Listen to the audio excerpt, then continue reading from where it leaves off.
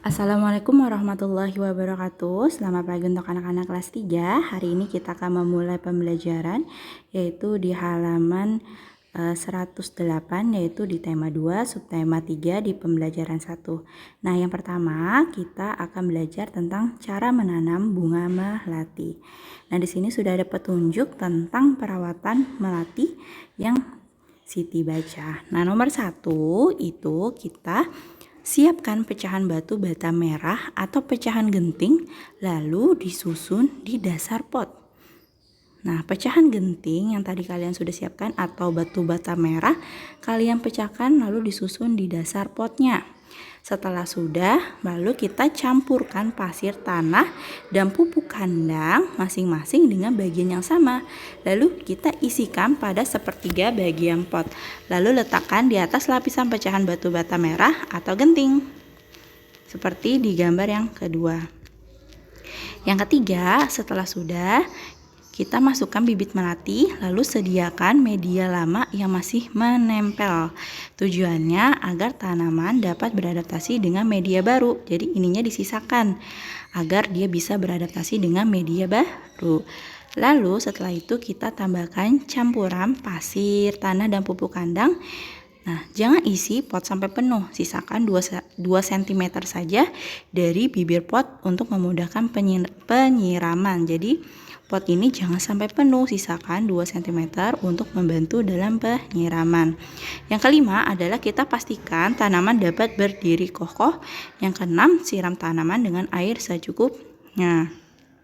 Yang ketujuh, baru bersihkan bagian luar pot dari kotoran, lalu letakkan pot di tempat yang diinginkan. Nah, setelah sudah tahu nih cara-cara dari merawat bunga melati, kita membuat tanda centang pada kotak yang ada di halaman 109 sampai 110. Nah, kalimat-kalimat di bawah ini sesuai nggak dengan petunjuk perawatan tanaman melati? Nah, setelah sudah, kita lanjut yuk ke halaman 112, yaitu kita akan belajar tentang garis bilangan. Nah, garis bilangan itu apa sih, Bu Mia? Nah, ini yang disebut dengan garis bilangan, di mana ada garis dan ada angka bilangan. Nah, anak-anak Bu Mia, garis bilangan itu dimulai dari angka 0. Nah, setelah angka 0 secara berurutan ada angka 1, 2, 3, dan seterusnya. Tulislah angka yang seharusnya menempati huruf pada garis bilangan di bawah ini. Nah, anak-anak Bu Mia, jadi garis bilangan ini terdapat angka bilangan yang secara berurutan menempati tempat bilangannya masing-masing. Nah, kita akan mengisi huruf-huruf atau tempat yang masih kosong di sini. Di sini yang tempat masih kosong ada huruf S, L, R, I, H. Nah, huruf ini kita ganti menjadi angka bilangan. Nah, ingat bahwa angka bilangan pada garis bilangan itu berurutan. Berarti di sini adalah 0. Nah, setelah angka 0 berarti angka berapa anak-anak Bu Mia? Ya benar, angka 1. Setelah angka 1,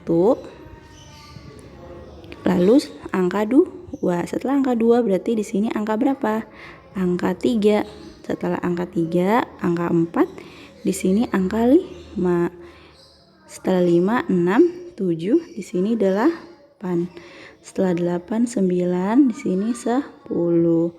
Baru kita isi di sini. S berarti 1, L itu 3, R-nya tadi berapa? 5, I-nya ada 8, H-nya adalah 10. Jadi angkanya berurutan. Nah, sekarang kita coba yuk belajar penjumlahan pada garis bilangan. Nah, di sini ada contoh soalnya di halaman 113.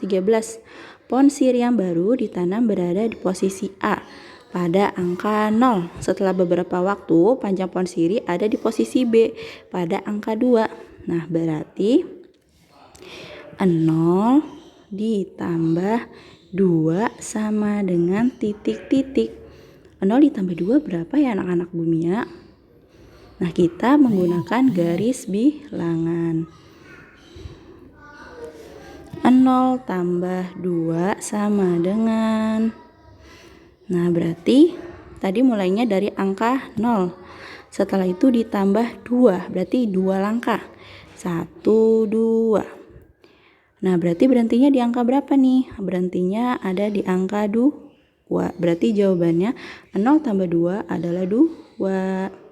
Nah, kita coba lagi di nomor selanjutnya. Panjang sirih ada di posisi angka 3. Setelah beberapa waktu, pohon sirih bertambah 2. Berarti 3 ditambah 2 sama dengan titik-titik. 3 ditambah 2. Berarti kita dari mulai angka 0. Kita 3 langkah terlebih dahulu. 1, 2, 3. Setelah sudah 3 langkah, ditambah lagi yaitu angka 2. Kita tambah 2 langkah. 1, 2. Nah, berhentinya di angka berapa nih? Berhentinya ada di angka 5. Berarti 3 ditambah 2 adalah 5. Kita coba lagi di nomor selanjutnya. Jika panjang pohon sirih di angka 4 dan setelah beberapa waktu tumbuh 7 satuan, berapa panjang pohon sirih? Berarti 4 ditambah 7 sama dengan 4 ditambah 7 kita menggunakan garis bilangan. 4 tambah 7 sama dengan, nah kita pertama 4 langkah baru ditambah lagi 7 langkah. Pertama 4 langkah dulu, mulai dari angka 0. 1, 2, 3, 4, 5. Salah dulu. Kita 4 langkah, kelebihan bumi 1, 2, 3, 4. Lalu ditambah 7 langkah. 1, 2, 3, 4, 5, 6, 7. Berhenti di angka berapa anak-anak bumi ya? Berhenti di angka 11. Berarti 4 tambah 7 adalah 11. Nah, gampang banget kan? Jadi kita setiap langkah itu mulai dari angka 0. Nah, sekarang coba kalian berhati dari halaman 115 sampai halaman 116. Nah, di sini Siti sedang membantu ibu merapikan lemari baju. Di lemari ada beberapa kain batik milik ibu. Nah, Siti memperhatikan motif yang ada pada kain batik. Ada bermacam-macam motif daun dan bunga. Siti sangat tertarik dengan motif daun dan bunga. Setelah membantu ibu, Siti menggambar hiasan dengan motif tumbuhan. Nah, di sini ada yang disebut dengan motif tumbuhan. Ada contohnya di halaman 117. Nah, kalian menjawab dari nomor 1 sampai 3. Nomor 1 pertanyaannya adalah dari keempat gambar tersebut motif mana yang paling kamu sukai?